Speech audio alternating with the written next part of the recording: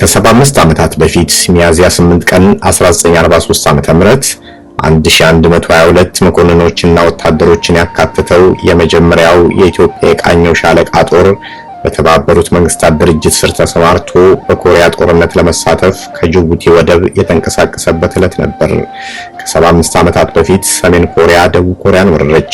የተባበሩት መንግስታት ድርጅት የጸጥታው ምክር ቤት ሰኔ 19 ቀን 1942 ዓ.ም ባደረገው ስብሰባ ሰሜን ኮሪያ የጠብጫሪነት ተግባሯን በአስቸኳይ እንድታቆም አስጠነቀቀ። ሰሜን ኮሪያ ግን ውሳኔያቸውን ቸል በማለት ወረራዋን ቀጠለች። የጸጥታው ምክር ቤትም ለዓለም ሰላም ሲባል ወረራው እንዲቀለበስ ወሰነ። በዚህም መሰረት ውሳኔውን የደገፉ 16 ሀገራቶች ወታደሮቻቸውን ለመላክ ወሰኑ።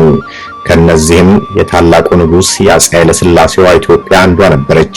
ከ10 መድፈኛ ሻለቆች ተውጣጥቶ የተመሰረተው ቃኘው ሻለቃ የሚል ስያሜ ተሰጥቶት በእንግሊዛውያን ወታደሮች 8 ወራት የፈጀ አንድ ሻለቃ ጦር ስልጠና ሲወስድ ቆየ።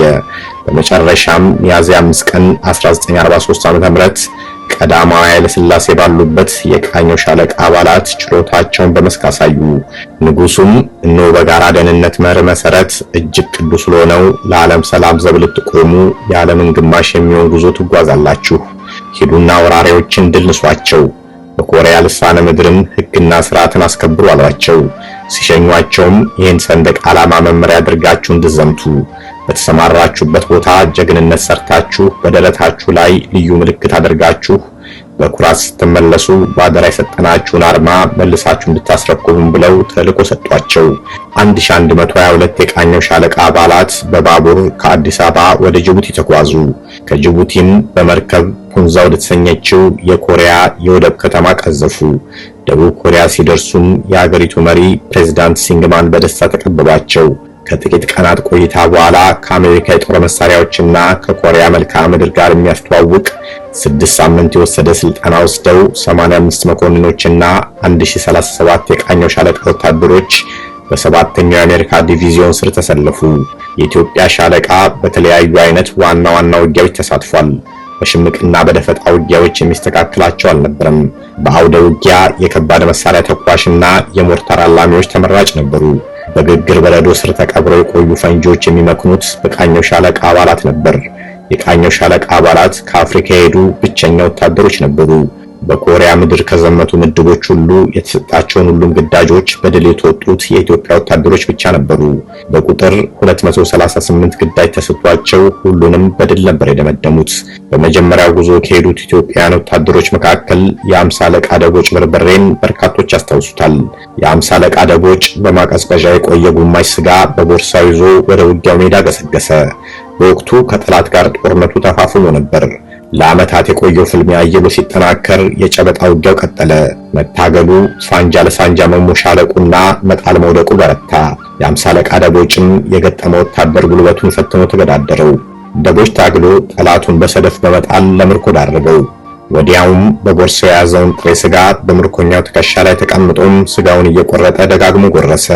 ይህን ያየው ምርኮኛና ሌሎችም በሆነው ነገር ሁሉ በጣም ተረበሹ። ወታደሮቹ የሰው ስጋ እንደሚበሉ ተረድተውም በድንጋጤ በረገጉ።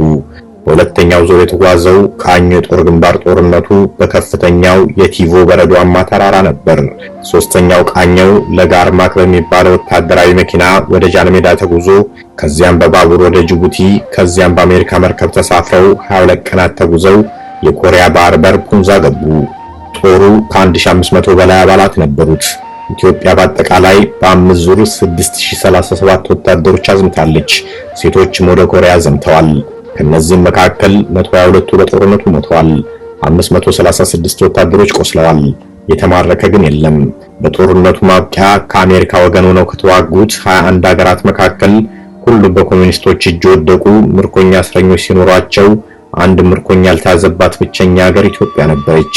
ይህንን መሰረት በማድረግ የወቅቱ የጥበብ ሰዎች የኮሪያ ዘማቾችን ሲያወድሱ አጨደው ከመረው ወቃው እንደ ገብስ የኢትዮጵያ አርበኛ ኮሪያ ድረስ እያሉ ዘማቾቹን ያወድሷቸው ነበር።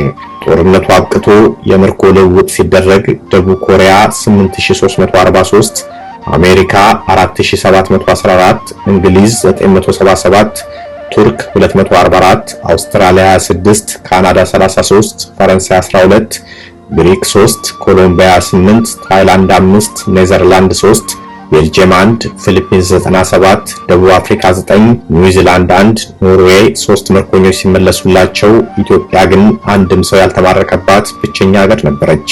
የቃኘው ሻለቃ አባላት በጦርነት የተሰዉትን አባሎቻቸውን አስከሬን ለጠላት ጥለው አይሮጡም። እሳት እየዘነበባቸው የጓዶቻቸውን ክቡር አስከሬን ተሸክመው ይወጣሉ። አንድ ኢትዮጵያዊ ወታደር የቆሰለ ኮሪያዊ ወታደር እንደተሸከመ ተመቶ ተሰውቷል።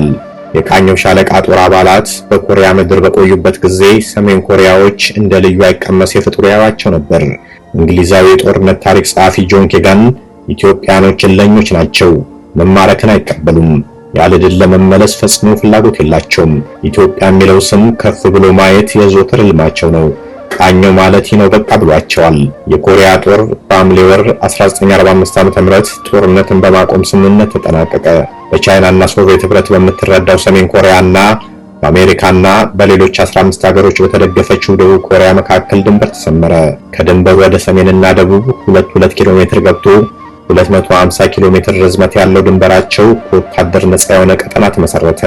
ከጦርነቱ በኋላ የቃኘው ሻለቃ አባላት ለ3 ዓመታት በኮሪያ ምድር በተባበሩት መንግስታት ሰላም አስከባሪ ኃይል ስር ሰላም እያስከበሩ ቆይተዋል። የኮሪያ ዘማቾች የረፍት ጊዜያቸውን ጃፓን ድረስ እየሄዱ ያሳልፉ ነበር።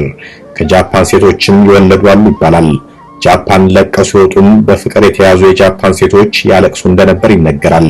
የቃኘው ሻለቃ አባላት ለመጨረሻ ጊዜ የኮሪያን ልሳነ ምድር የለቀቁት በመጋቢት ወር 1948 ዓ.ም ነው። በኮሪያ ዋና ከተማ ሲኦል ውስጥ በሚገኘው የጦርነት መታሰቢያ ሙዚየም ግድግዳዎች ላይ በጦርነት የወደቁት 121 የኢትዮጵያን ወታደሮች ስም በክብር ሰፍሯል። ወደፊትም የሁለቱ ሀገራት ወዳጅነት በደም የተጻፈበት ያው ሰነድ ሆኖ ትውልዶች ሲዘክሩት ይኖራሉ። ቀዳሚዎቻቸው በፈጸሙት አኩሪ ገድል ኢትዮጵያን በሲኦል ሰማይ ስር አንገታቸውን ቀና አድርገው በኩራት ይራመዳሉ። ስለተከታተላችሁኝ አመሰግናለሁ። መልካም ጊዜ።